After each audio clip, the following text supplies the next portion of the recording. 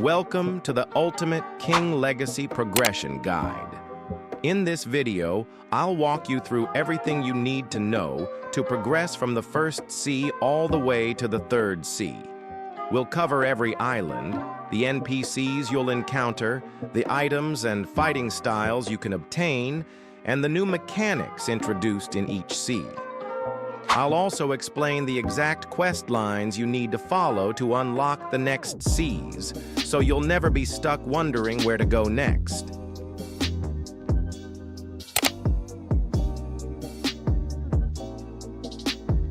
At the start of the first sea, there are no sea bosses like sea kings or sea beasts roaming in open waters. All major encounters are located on the islands themselves. We begin at Starter Island, where you'll spend your early levels from 1 to 50. This island serves as your main hub for early game essentials. Here, you'll find important NPCs like the Elite Pirate, who allows you to teleport to seas you've already unlocked, and Fisher Frank, who buys your caught fishes with random prices based on their tier. There's also the Katana Dealer, who offers the Katana Sword for $5,000, and the Blacksmith, where you can upgrade your swords, accessories, or craft sword stones for extra power. NPCs like Hector and Shroom are present for cosmetic customizations.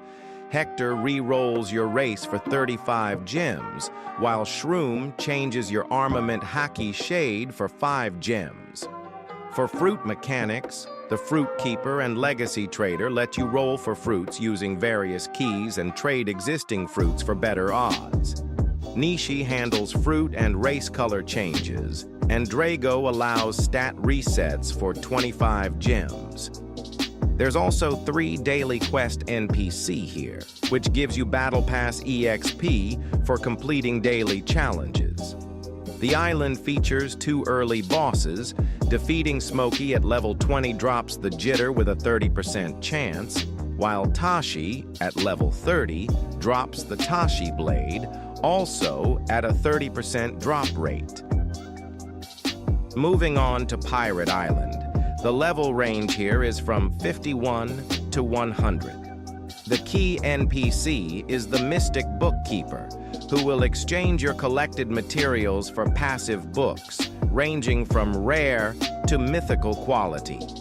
This island also introduces the fishing mechanic, as you can craft the basic rod here using materials. Next up is Soldier Town, for players between level 101 to 180. This island introduces Hatsune Miku, a skilled trainer who teaches you the teleport ability for a price of 50,000 Bailey.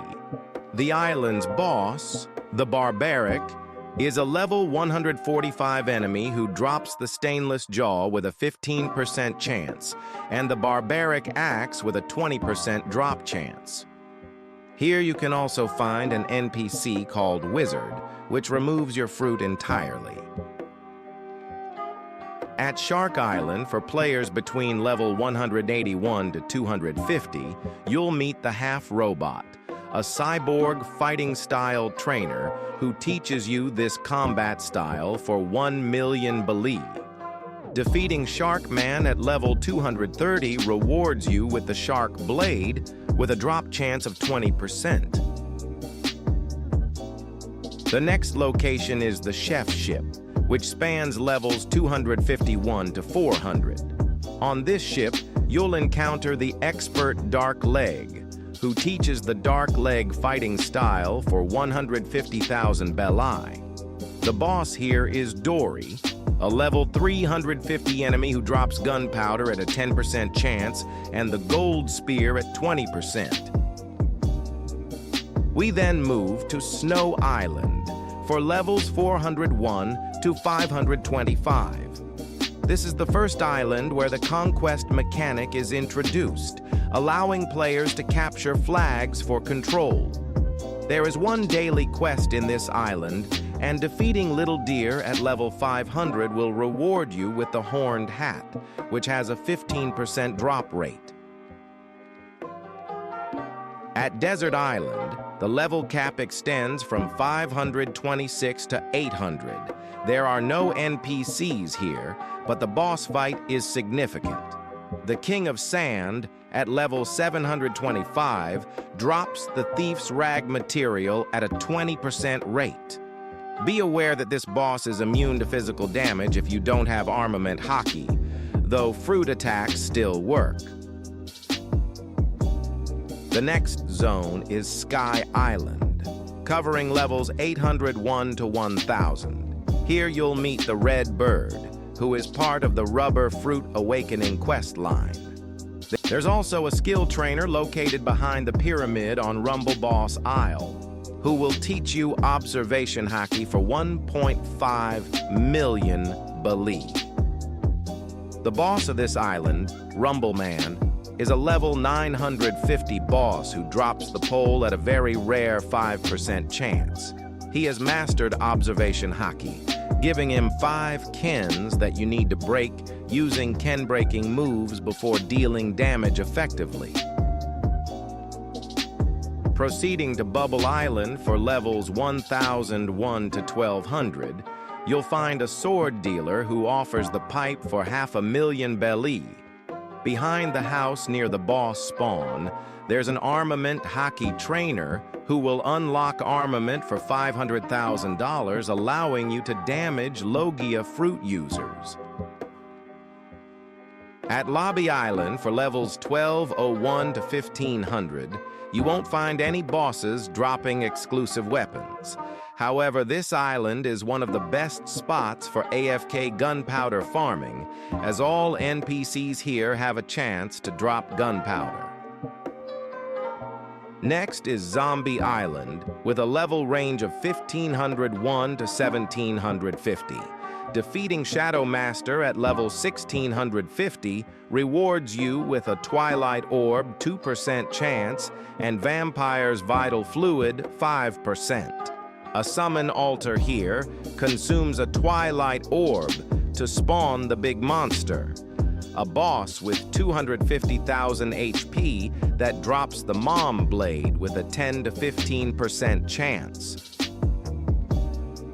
At War Island, spanning levels 1751 to 2000, you'll find trainers like the Dragon Claw Master, who will teach you the Dragon Claw fighting style for 1.25 million Bali, and a sword dealer selling the Mini Mace for 3 million Bali.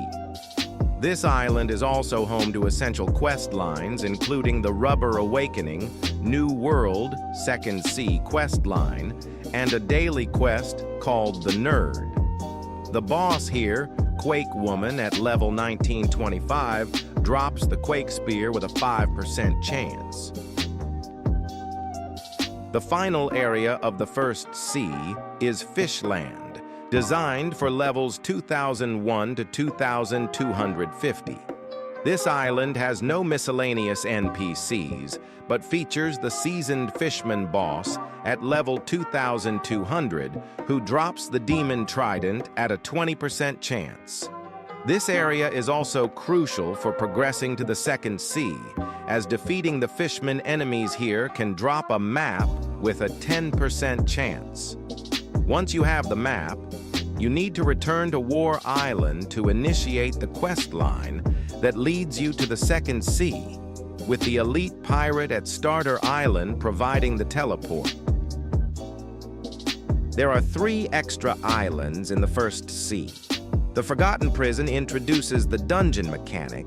Completing it earns you various rewards, which the dungeon in First Sea gives fragments.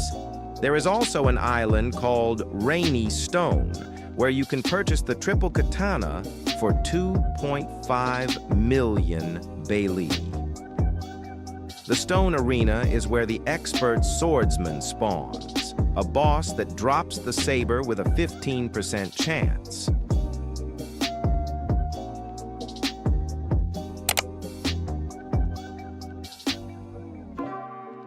Entering the second sea, a few powerful bosses now roam the open ocean.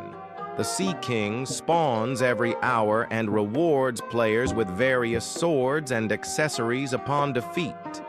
Every third Sea King spawn triggers the appearance of the Hydra, which offers even greater loot, like the Acro Scythe, Daybreak Cleaver, Scepter of Flames, and other high-tier rewards. Additionally, the Ghost Ship event happens every hour and 30 minutes, giving players a chance to farm rare materials and fruits. The main progression in the Second Sea begins with Japan Island, a vast hub that covers levels 2,251 to 3,025. This island is packed with utility NPCs like Fisher Frank, Drago, Hector, Nishi, and the Black Market Dealer, making it a central spot for resets, race re-rolls, fruit color changes, and trading. The Mystic Bookkeeper returns here as well for crafting passive books, while Wizard and various fighting-style NPCs like Dragonclaw, Cyborg, and Darkleg can also be found. A new addition is the Electro Master, who offers you the Electro fighting style. The Awakening Master is stationed here too, allowing you to evolve your fruits into awakened versions after meeting certain conditions. Quest lines for race and fighting style evolutions also begin on Japan Island, with NPCs like Vince for Electro V2, Sonya for Angel V2, Tsukioka for Water Style V2, and Adam for Human V2. As for bosses, the King Samurai spawns every 2 hours, dropping the Hell Sword and Muramasa, both crucial weapons for sword builds. Daily quests are also available, with 3 rotating quests scattered around the island. From there, players head to Skull Island, covering levels 3,026 to 3,100. Here, the Bubble Seller NPC provides a unique item called Bulletus for 5 million belly, which allows fruit users to breathe underwater. The Elite Skeleton is another enemy here, having a small chance to drop a dragon orb needed for the summon. There's also a summon altar that consumes a dragon orb to spawn a dragon boss, one of the best methods for grinding money as it drops 250,000 BLE each. Next is Dead Tundra, ranging from levels 3,101 to 3,200. The main quest line here involves Anubis, who drops the Anubis axe with a 30% chance, and the Flame User, who drops the Adventure Knife at a 10% drop rate. This island primarily focuses on material farming rather than progression mechanics. Progressing to Loaf Island, for levels 3,201 to 3,300, you'll find another black market dealer for trading. Questline NPCs such as Tiger, who starts the Kyoru questline, are found here. Bosses like the Sunken Vessel drop the Sunken Blade with a 5% chance, while the Dough Master has a chance to drop the Metal Trident, 5%, and Blue Scarf, 3%. The island's main event boss, Ms. Mother, spawns every 2 hours, offering drops like the Phoenix Blade, Flame Hair, and Phoenix's Tear, all with a 5% chance. Following that, we reach Shred Endangering, designed for players from levels 3,301 to 3,400. Once again, a black market dealer is present, but the island's focus is on awakening items. Normal enemies drop ice crystals and magma crystals, which are essential for spawning 2 powerful bosses. The Ice King, who drops the Tengu mask used for ice awakening, and the Crimson Demon, who drops the Oni mask needed for magma awakening. This island is also where you'll find evolution quest lines for Fishman V2, Cyborg V2, Muramasa V2, Nightblade V2, and Phoenix Blade V2. Next is Pirate Skull Island. From levels 3,401 to 3,500, where all enemies have a chance to drop the Darkbeard totem. This totem is used to summon the Darkbeard boss, who drops the highly sought-after Darkbeard hat and cloak, although the drop rates are extremely low. There's also Sally, an NPC boss who drops the Sally crown and soul cane. Soldier Headquarters follows for levels 3,501 to 3,600. Here, you'll find Shroom, a NPC for changing hockey. Also, you'll encounter a daily quest NPC who tasks you with eliminating Hefty 3 times for Battle Pass EXP. A NPC named Lee lets you evolve your armament hockey, gaining armament shade. At the top of the headquarters, you'll find an NPC called Stranger Uncle will sell you Observation Hockey V2 after killing a boss, and an NPC called Master of Dark Leg is found here as well, who will allow you to upgrade your white leg fighting style to V2 once your observation and armament hockey are evolved and you pay him 30 million belly. The island features 2 bosses, Hefty, who drops the Hefty coat, Hefty glasses, and Lucidus's totem, and Lucidus, who drops the Lucidus coat. The final island in the second sea is Fiore Island, which ranges from levels 3,600 to 4,000. Several evolution NPCs are found here, including Lucas for Human V2, Erast for Electro V2, Gil for Dragon Claw V2, Millen for Angel V2, Karamba for Water Style, Perry for Fish V2. You'll also meet the NPC who sells the authentic Triple Katana V2. There are a total of 3 daily quests scattered around the island, giving generous amounts of Battle Pass XP. Boss encounters on Fiore include Lomio, who drops the Crimson Scarf, Prince Aria, who drops Apollo's sword, and Fluffy, who drops Fluffy glasses. There are also extra islands in the second sea, such as the Small Islands, which are designed for Battle Pass EXP farming through minor quests, and Lava Hold Prison, where players can farm obsidian materials. To access the third sea, players must initiate the quest line by speaking to the Squid, who will task you with defeating a Kraken tentacle. Crafting the Heart of Sea, which requires Jack Stones from Fiore Mansion, allows you to spawn the Kraken. After successfully defeating it, you'll receive the Kraken Cash, granting you access to the third sea.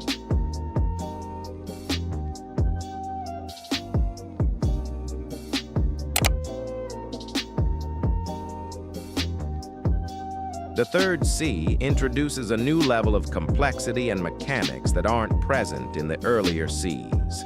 Right from the start, open sea events become more dynamic. Sea beasts, chalice of fruit offerings, and race islands become key mechanics that will significantly affect your progression. Your journey begins in the Unearthly, an expansive area covering levels 4,001 to 4,300.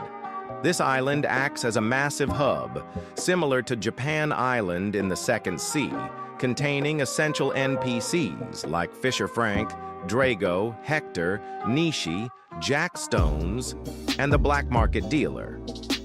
The Awakening Master is also here, allowing you to awaken fruits as long as you meet the conditions. Every fighting style base trainer can also be found here, making the Unearthly the central point for combat style switching and evolution. Here also starts the quest line for the fighting style Trickster. A unique NPC in this area is the Tidal Gem Smith, an NPC who crafts aqua gems and iridium keys, materials essential for swords and fruits. There's also an NPC who talks about Lord Acro, though to interact with him, you'll need to have the Acro Scythe. This NPC will help you craft the Eye of Acro, a material required to forge the Acro Spear weapon. The Unearthly Guardian offers a quest line focused on evolving the saber into a higher-tier form. Daily quests are plentiful here, with 4 unique ones: Sea Mechanic, the Lucky Diver, Shaw the Guard, and Seas Researcher.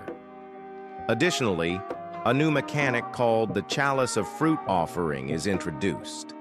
This mechanic allows you to influence sea beast spawn timers and control which specific sea beast you want to summon.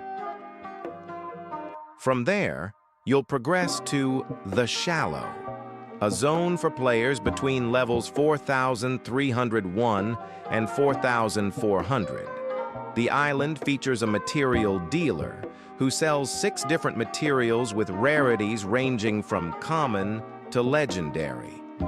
The stock refreshes daily, making it a hotspot for farming essential items.